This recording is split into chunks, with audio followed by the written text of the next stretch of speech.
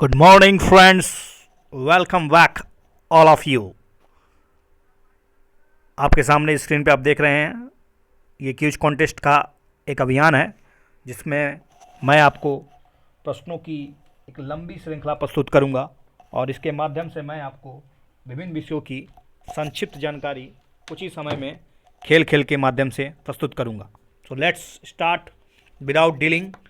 First question on screen about first question screen पर है आपके.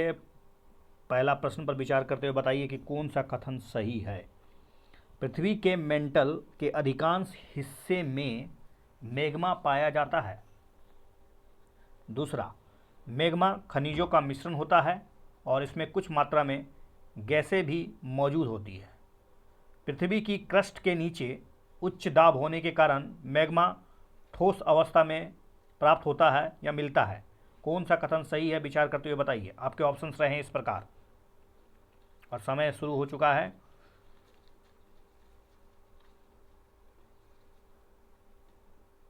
चलिए, इसका सही जवाब है ए is the right answer because you know कि पृथ्वी के क्रस्ट के नीचे उच्च दाब के कारण मैग्मा ठोस अवस्था में नहीं बल्कि गलित अवस्था में है.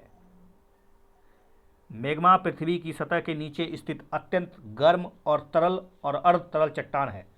पृथ्वी की अस्तरित संरचना है जिसमें आंतरिक कोर, बाहरी कोर, मेंटल और क्रस्ट शामिल है. पृथ्वी के मेंटल के अधिकांश हिस्से में मैग्मा पाया जाता है. यह मैग्मा क्रस्ट में दरार के माध्यम से बाहर निकलता है जिसे ज्वालामुखी विस्फोट कहा जा सकता है. जब मैग्मा पृथ्वी की सतह पर बहता है या प्रभावित होता है तो इसे लावा कहा जाता है. ठोस चट्टान की तरह मैग्मा खनिजों का मिश्रण होता है. इसमें जलवाष्प, कार्बन डाइऑक्साइड, सल्फर जैसी गैसें भी मौजूद होती है. पृथ्वी के क्रस्ट के नीचे उच्च ताप और दाब के कारण मैग्मा तरल अवस्था में पाया जाता है. इसलिए आपका तीसरा ऑप्शन जो ठोस अवस्था में था वो गलत था. चलते हैं आगे. Next question on screen. पृथ्वी की सबसे पतली परत कौन सी है. ऑप्शन हियर मेंटल, क्रस्ट, बाहरी कोर और आंतरिक कोर. पृथ्वी की सबसे पतली परत कौन सी है. इसका सही जवाब crust is the right answer, B. पृथ्वी की 4 परतें हैं. बाहरी क्रस्ट जिस पर हम रहते हैं, प्लास्टिक के समान मेंटल और तरल बाहरी कोर और ठोस आंतरिक कोर. क्रस्ट जो है पृथ्वी का सबसे पतला परत है. इसकी मोटाई भिन्न भिन्न होती है. जैसे कि आप जानते हैं कि महासागरीय क्रस्ट जो कि 5 से 10 किलोमीटर और महाद्वीपीय पर्वत श्रृंखला वाली 30 से 40 किलोमीटर मोटी होती है. पतली महासागरीय क्रस्ट का घनत्व महाद्वीप क्रस्ट की तुलना में अधिक होता है. पतली महासागरीय क्रस्ट का घनत्व महाद्वीप क्रस्ट की तुलना में अधिक होता है. इसलिए महाद्वीप क्रस्ट की तुलना में मेंटल पर तैरती है. महाद्वीप क्रस्ट की तुलना में मेंटल तैरती है. अगला प्रश्न है आपकी स्क्रीन पर. पृथ्वी के कुल क्रस्ट का लगभग 98% भाग टाइटेनियम, हाइड्रोजन, फास्फोरस, मैग्नीज और सल्फर से निर्मित है. दूसरा, सभी तीनों प्रकार के चट्टानें चाहे वो अगन्य हो, अवसादी हो या रूपांतरित, ये पृथ्वी के क्रस्ट में पाई जाती है. पृथ्वी पर सबसे पुरानी चट्टानें महाद्वीप क्रस्ट का भाग है. इनमें से कौन सा कथन सही है. Options here and time start now. सोचिए, पृथ्वी के कुल क्रस्ट का लगभग क्या 98% टाइटेनियम से बना है. हाइड्रोजन, फास्फोरस, मैग्नीज भी शामिल है. सभी परतों पर क्या चट्टानें मिलती है और पृथ्वी पर सबसे पुरानी चट्टानें महाद्वीप क्रस्ट का भाग है. इसका सही जवाब केवल और केवल 2 और 3 सही है. 98% कुल क्रस्ट का हिस्सा नहीं है.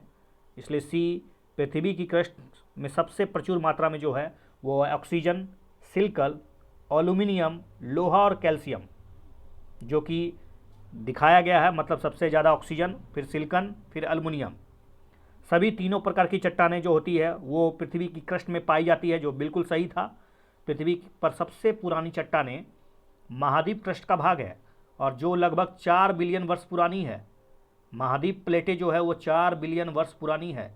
महासागर क्रस्ट का निर्माण लगातार प्लेट टेक्टोनिक के माध्यम से हो रहा है, जो लगभग 200 मिलियन वर्ष पुरानी है। केवल 200 मिलियन, और वो 4 बिलियन वर्ष पुरानी है महाद्वीप चट्टानें, जबकि महासागरीय चट्टानें तो केवल और केवल 200 मिलियन वर्ष पुरानी है।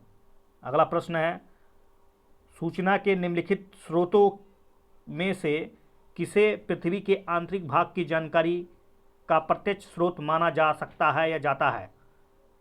कौन कौन से ऐसे स्रोत हैं जो डायरेक्ट आपको मिल सकते हैं पृथ्वी की जानकारी के लिए, आंतरिक जानकारी के लिए? आपके ऑप्शंस है इस प्रकार: खनन क्षेत्रों में ड्रिलिंग परियोजनाएं, ज्वालामुखी विस्फोट, पृथ्वी पर पहुंचने वाली उल्काएं, गुरुत्वाकर्षण। क्या गुरुत्वाकर्षण डायरेक्ट सोर्स है जो बताता है पृथ्वी के आंतरिक भागों की जानकारी? सोचिए, आपके ऑप्शन इस प्रकार हैं और आपके समय शुरू हो चुके हैं।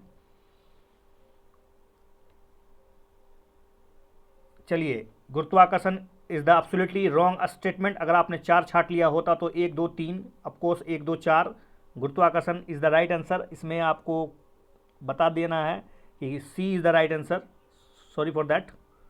प्रत्यक्ष स्रोत किसे कहते हैं? जो पृथ्वी की सतह पर चट्टानें हमें जो खनन से मिलती है। खनन के अलावा बहुत से ऐसे स्रोत हैं, जैसे वैज्ञानिकों के द्वारा क्रस्ट का पता लगाने के लिए गहराई तक ड्रिलिंग की जा रही है, इसके माध्यम से अनेक सूचनाएं मिल रही है। ज्वालामुखी विस्फोट भी प्रत्यक्ष स्रोत का माध्यम है। अप्रत्यक्ष स्रोत जैसे कि सूचना एक अन्य स्रोत जैसे उल्का जो है अप्रत्यक्ष है, कई बार पृथ्वी पर पहुंचता है।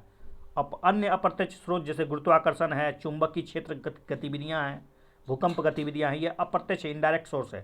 सो आपको पता चल चुका होगा कि 1 और 2 सही है, क्योंकि गुरुत्वाकर्षण तो आपने छाट दिया था चौथा, और साथ साथ उल्काएं जो है वो भी डायरेक्ट सोर्स नहीं है, दे आर इनडायरेक्ट सोर्स।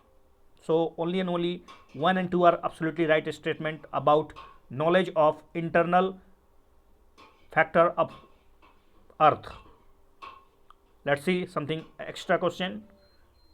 5वां प्रश्न है आपकी स्क्रीन पर।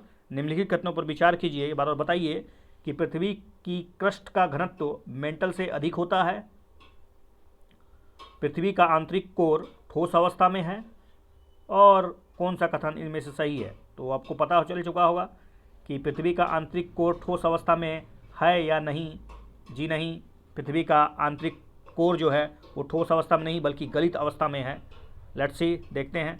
Yes, of course A is the right answer. पृथ्वी का क्रस्ट का घनत्व तो मेंटल से अधिक तो है ही, लेकिन दूसरा कथन बिल्कुल गलत है। क्रस्ट के नीचे भाग को मेंटल कहा जाता है। इसका क्रस्ट की तुलना में मतलब मेंटल का घनत्व अधिक होता है, जो कि चूँकि मेंटल का घनत्व जो है 3.4 ग्राम प्रति सेंटीमीटर क्यूब है। पृथ्वी का बाहरी कोर तरल अवस्था में है, जबकि आंतरिक कोर ठोस अवस्था में है। कोर अत्यधिक घनत्व वाली सामग्री से निर्मित है, जिसमें निकिल और लोहे की अधिक मात्रा है। कभी कभी इसको नाइफ लेयर के रूप में भी जाना जाता है, knife layer. Okay, next question from economic section. इस सीरीज का सबसे बेहतरीन बात यह है कि इसमें भिन्न डाइवर्सिटीज़ के क्वेश्चन होंगे, और ये क्वेश्चन का लेवल जो है यूपीएससी लेवल है। और जो वीडियोस देख रहे हैं हो सकते हैं बहुत कमज़ोर क्षेत्र के हों, कमज़ोर इलाके के हों, तो हो सकता है कि they feel hard and quit the video, but don't worry, if you give me comment, sir please make a video for something little knowledge, not explain more, I would focus on it. But this video is especially for UPSC candidate, JPSC candidate, BPSC candidate, EPFO candidate. They will definitely be beneficial from this video. So watch this video, share this video. If you love this video, please subscribe my channel.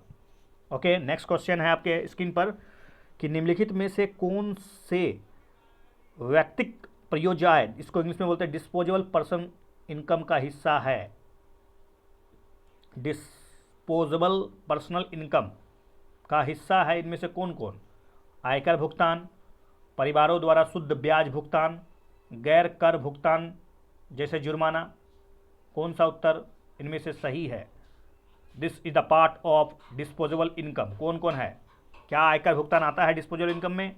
परिवारों द्वारा जो शुद्ध ब्याज भुगतान किया जाता है, और गैर कर जो नन टैक्स बोलते हैं, वो जो भुगतान आप देते हैं शुल्क के रूप में, जैसे ड्यूटीज़ के रूप में, क्या वो आएगा? तो जी नहीं, इसका सही जवाब है ये सारे के सारे हटाने के बाद आपके पास जो बचेगा उसको पर्सनल डिस्पोजेबल इनकम बोलते हैं। इसलिए इसका सही जवाब है डी, इनमें से कोई भी कथन सही नहीं है।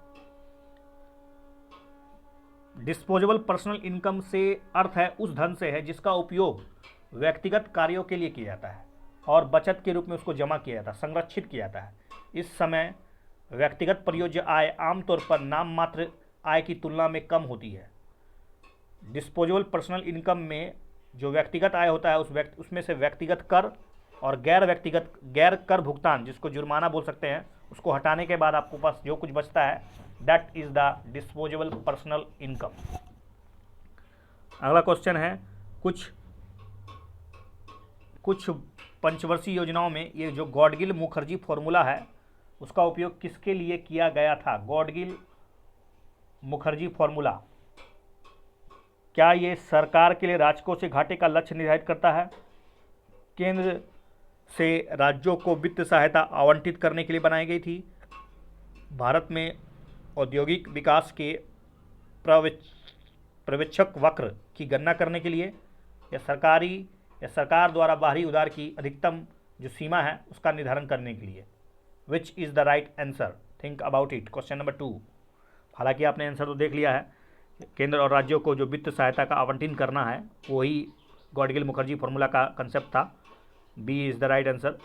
भारत में राज्य की योजनाओं के लिए केंद्र सहायता के आवंटन का निर्धारण करने के लिए 1969 में गॉडगिल फार्मूला विकसित किया गया था। 1969 Gadgil formula developed for distribution of help from the centre. इसे चौथी और पांचवी पंचवर्षीय योजनाओं के दौरान योजना सहायता के वितरण के लिए अपनाया गया था। ओके, नेक्स्ट क्वेश्चन, भारत में कृषि से संबंधित कृषि सांख्यिकी से संबंधित प्रश्न है। भारत में खाद्यान्नों के उत्पादन 1960 के दशक के हरित क्रांति के बाद वर्ष दर वर्ष वृद्धि हुई है। ओके, भारत में वर्तमान में विश्व के सबसे बड़ा भू क्षेत्र जैविक वाइल्ड कल्चर के रूप में प्रमाणित है। और तीसरा है, उपयुक्त में कौन सा कथन सही नहीं है? दो ही प्रश्न है, दो ही ऑप्शन है, तो बताइए तीसरा प्रश्न का जवाब। क्या 1960 के दशक के बाद लगातार हरित क्रांति के कारण खाद्यान्नों में वृद्धि होती जा रही है? और क्या भारत वर्तमान में भू जैविक वाइल्ड कल्चर के रूप में प्रमाणित सबसे बड़ा है विश्व में? तो जी हाँ, इसका दोनों ऑप्शन सही है। Absolutely C is the right answer. Bharat में 4 मिलियन हेक्टेयर भूमि भी जैविक वाइल्ड कल्चर के रूप में प्रमाणित है, जो विश्व में तीसरे फिनलैंड और जाम्बिया के बाद स्थान पर है। अगला प्रश्न है एंजल निवेशक के संबंध में। एंजल निवेशक, कौन सा कथन सही है एंजल निवेशक के बारे में? एंजल निवेशक उच्च निवल मूल्य वाले व्यक्ति हैं जो आमतौर पर परिसंपत्ति पुनर्गठन के विफल फर्मों को खरीदते हैं। व्यापार के प्रसार या कंपनी की सहायता के लिए एंजल निवेशक द्वारा प्रदान किया जाने वाला फंड एक मुफ्त निवेश हो सकता है। कौन सा कथन सही है?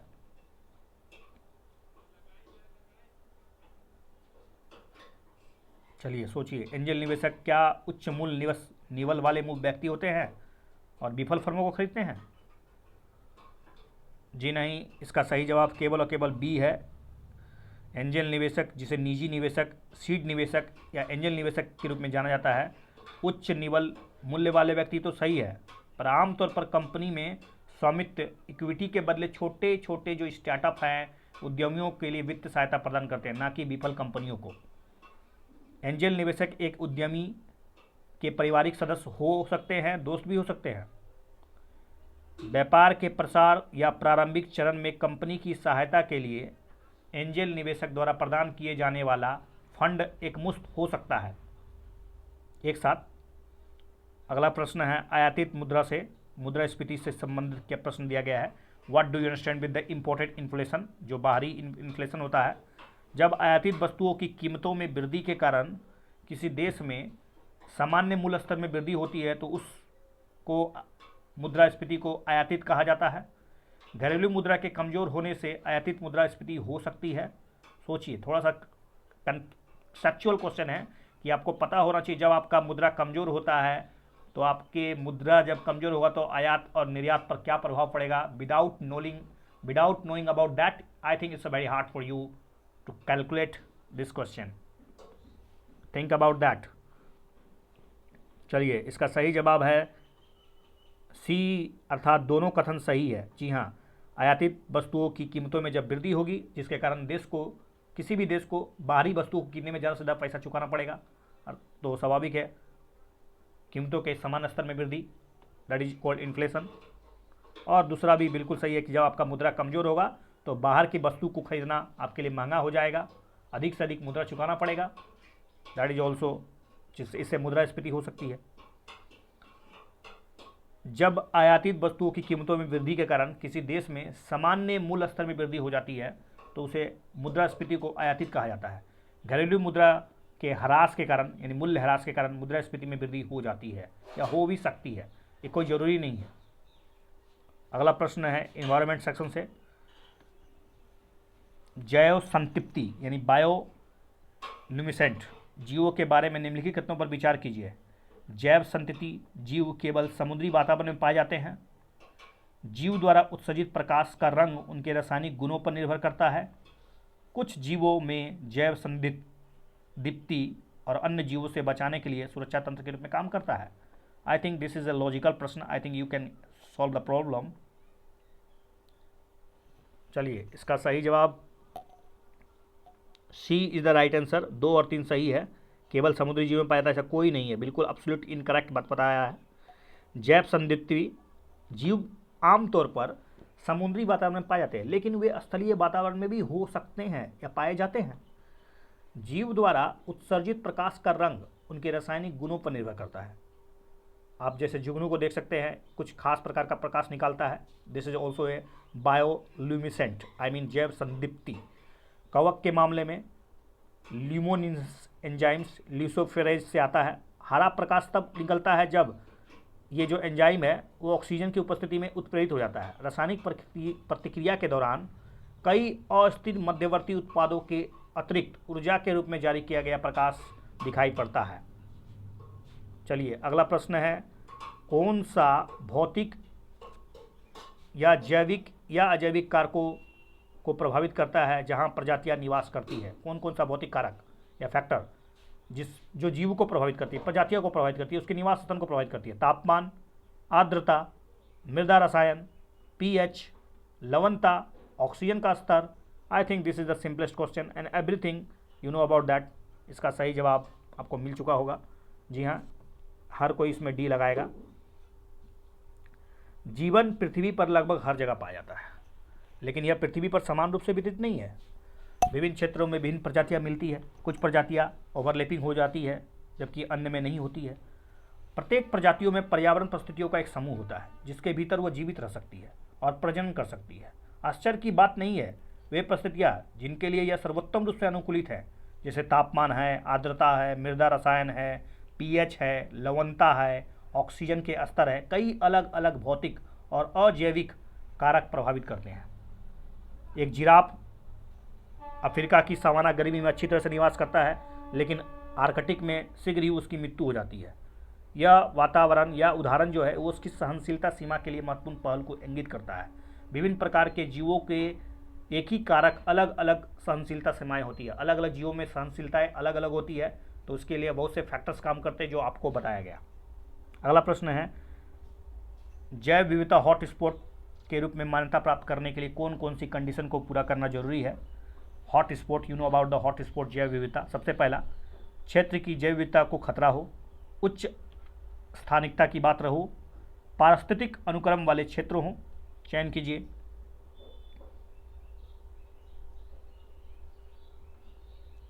चलिए, इसका सही जवाब है ए इज द राइट आंसर।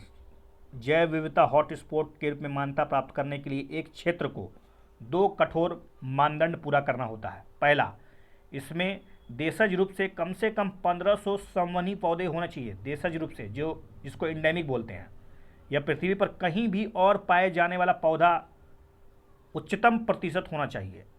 एक हॉटस्पॉट इर्रिप्लेसेबल होता है, मतलब इसको अपूर्णीय होता है।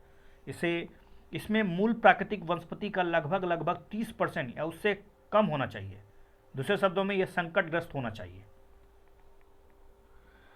अगला प्रश्न है, कई रेगिस्तानी पौधों में एक विशेष प्रकार का प्रकाश संश्लेषक मार्ग होता है जो रंध्र के माध्यम से जल के नुकसान को कम करने के लिए रात्रि के समय रंध्र को बंद करने की क्षमता प्रदान करता है।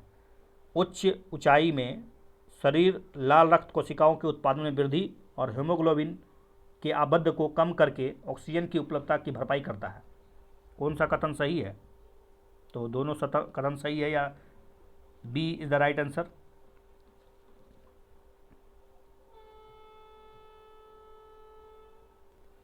तो this is sufficient for this video. Watch this video. Maybe questions levels is tough, but I definitely guarantee you, if you watch this video 2 or 3 times, you will feel yes I am comfortable. अगर आपको इस तरह की कठिनाइयों का सामना करना पड़ता है तो इस वीडियो को देखने के लिए आप अपने कमेंट सेक्शन पर लिख भेजिए कि किस तरह का वीडियो बनाना चाहिए, इसमें क्या सुधार होना चाहिए. Thanks for lot watching this video. Thanks once again.